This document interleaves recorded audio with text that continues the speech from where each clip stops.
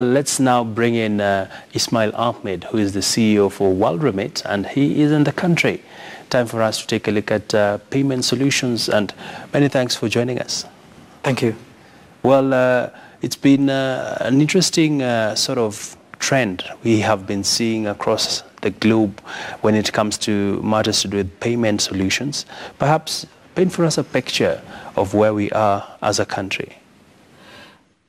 I think Kenya led the way in terms of digitization. The seismic shift, which was about moving from cash to cashless, and that is really, particularly in this region and Africa, across Africa, we're seeing a significant shift in terms of cross-border transfers, cross-border payments of transactions moving from informal cash to digital and formal transactions that can be measured, and that's where Remit plays a big part in terms of enabling Kenyan diaspora to send money back home easily and simply. Mm-hmm. And Kenya is probably one of the first countries where we have helped remittances move from cash to digital. So we're currently sending more than $250 million a year to Kenya, and more than 90% of those transactions are digital on the receive side, and of course digital on the send side. So huge progress in terms of digitization. Uh-huh.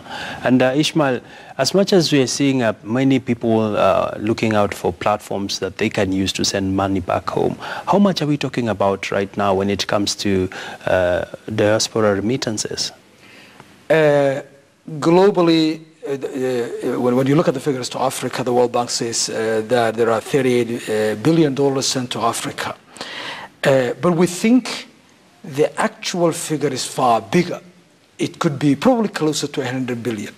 And the reason is that until recently, the bulk of remittances to Africa, to East Africa, to Kenya, used to go through informal networks. So it was difficult to measure.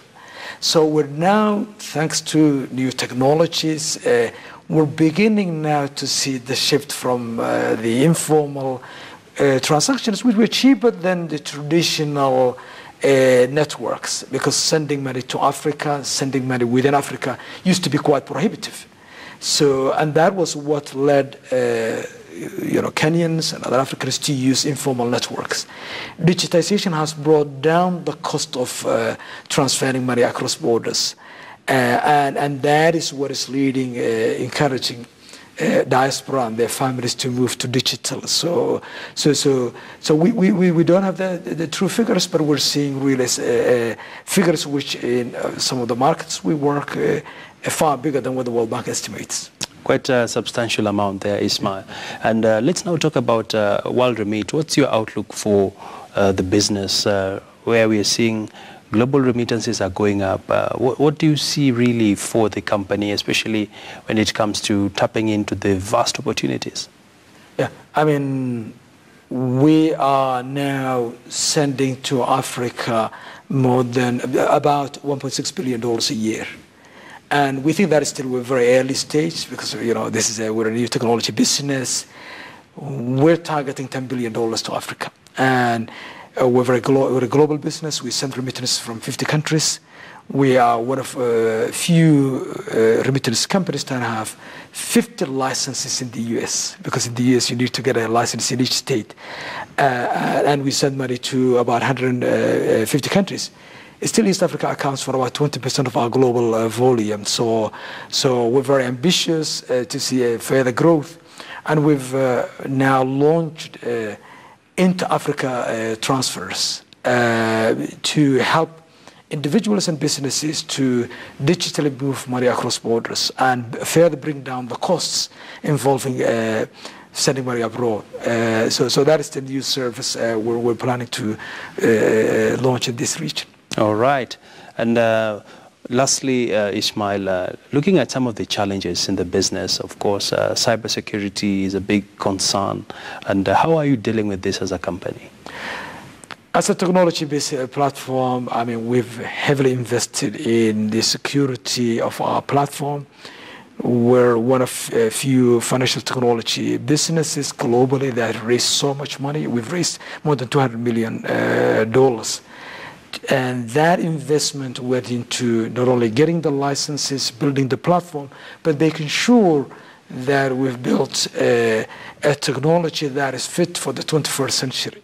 And that's why a lot of Africans, a lot of international migrants trust our platform. And today we're processing 1.2 million transactions a month. All right. And that it took us, it was the investment we made, it's our approach to compliance that provide confidence and to our customers.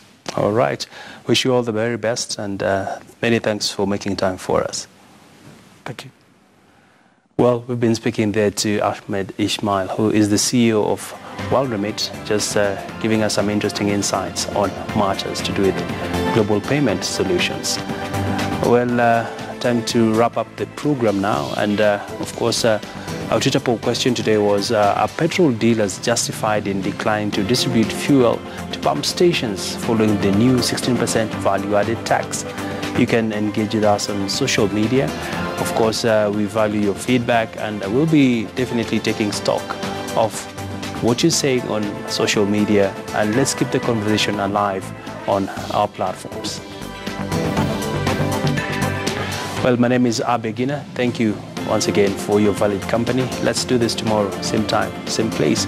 We'll be, of course, covering the Strathmore's small, medium-sized business conference that will be kicking off tomorrow, as well as the Transform Kenya, where we'll be discussing health matters from 6 p.m. to 10 p.m. only on KTN News. Well, do make a date with us. Thank you, Ismail.